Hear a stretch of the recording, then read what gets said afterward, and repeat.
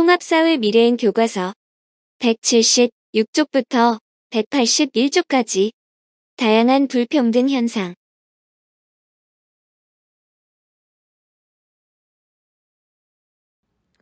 오늘날 나타나는 불평등 현상에는 어떤 것이 있을까?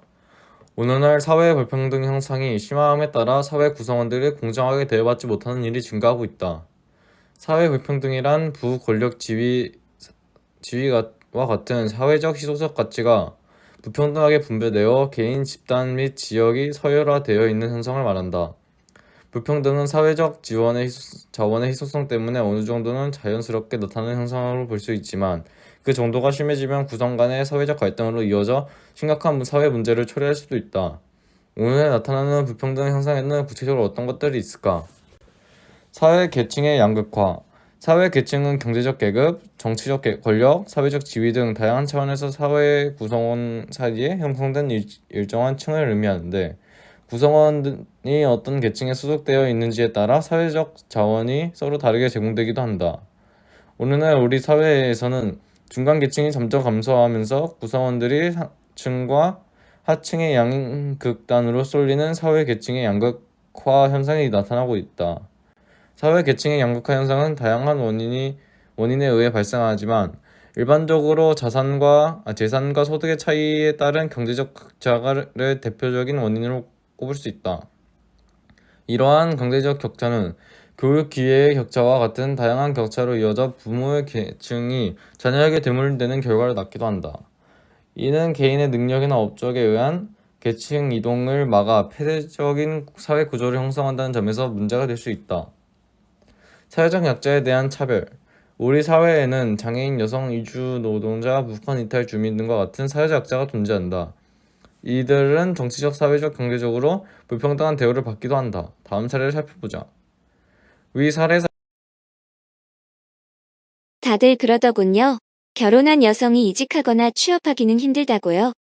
회사는 반기지 않을 수밖에 없다고요. 여자들은 결혼 그 다음에는 아기 이렇게 계속 발목 잡혀야 하는 현실이 속상합니다. 얼마 전 한 직장인 익명 게시판에 올라온 글이다. 직장 내 차별, 특히 여성 차별은 얼핏 사라진 듯 보이지만 여전히 존재하고 있다. 기업 정보를 공유하는 한 게시판에는 성차별, 남성 중심 문화, 유리 천장을 겪는 여성 직장인들의 사연이 이어진다. 알 수 있듯이 우리 사회의 여성들은 직장에서 차별 대우를 받는 경우가 많다.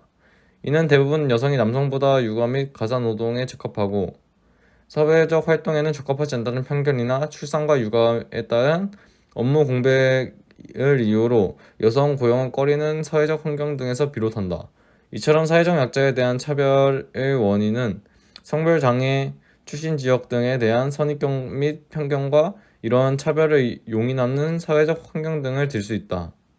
개인의 능력이나 업적과 상관없이 단순한 선입견이나 편견에 의해 발생하는 불평등은 구성원의 기본적 권리를 침해한다는 점에서 문제가 될 수 있다. 공간 불평등. 우리 사회에서는 1960년대 이후 급속한 도시화와 산업화를 거치면서 북한 이탈 주민에 대한 차별. 남북하나재단이 시행한 북한 이탈 주민 실태 조사에 따르면 북한 이탈 주민 중 25.3%가 지난 1년 동안 북한 출신이라는 이유로 차별당한 경험이 있는 것으로 나타났다. 말투나 생활 방식의 차이, 북한에 대한 부정적 인식이 주된 차별 이유였다. 북한 이탈 주민이 즐겨 찾는 인터넷 게시판에는 내가 북한 이탈 주민이라고 말하는 순간 편견은 시작된다라는 글이 올라오기도 했다. 글쓴이는 북한 이탈 주민이라고 말하면 면접관들이 곤란한 표정을 지으며 채용 불가 입장을 전했지만 출신을 공개하지 않았을 때는 직장을 얻는데 큰 어려움이 없었다라고 말했다. 공간 불평등. 우리 사회에서는 1960년대 이후 급속한 도시화와 산업화를 거치면서 수도권과 비수도권, 도시와 농촌 등의 지역을 기준으로 사회 자원이 불균등하게 분배되는 공간 불평등 현상이 나타나게 되었다. 다음 그래프를 살펴보자. 위 그래프에서 알 수 있듯이 수도의 면적은 전체 국토 면적의 약 12%에 불과하지만 전체 인구의 절반 정도가 수도권에 밀집해 있을 뿐만 아니라 기업, 공공기관 및 각종 교육, 문화, 의료시설 등도 수도권에 집중되어 있다. 또한 시간이 지날수록 도시 근로자의 소득은 꾸준히 늘어나는 반면 농촌 가구의 소득은 크게 달라지지 않아 도시와 농촌 간의 소득 격차가 벌어지고 있다. 이와 같은 격차가 나타나게 된 가장 큰 이유로는 경제 발전 과정에서 추진된 성장 위주의 개발 정책을 들 수 있다. 우리나라는 성장 가능성이 큰 수도권과 대도시 위주로 투자를 집중하면서 비수도권과 농촌 지역에 대한 투자에는 상대적으로 소홀하였다. 그 결과 수도권과 대도시에는 인구가 늘고 경제가 성장하면서 하였지만 그 외 지역에서는 인구가 유출되고 경제가 침체되는 등 문제가 나타나게 되었다. 공간 불평등은 단순한 소득 불평등뿐만 아니라 교육, 문화, 의료 등 생활 환경의 전반적인 불평등으로 이어진다.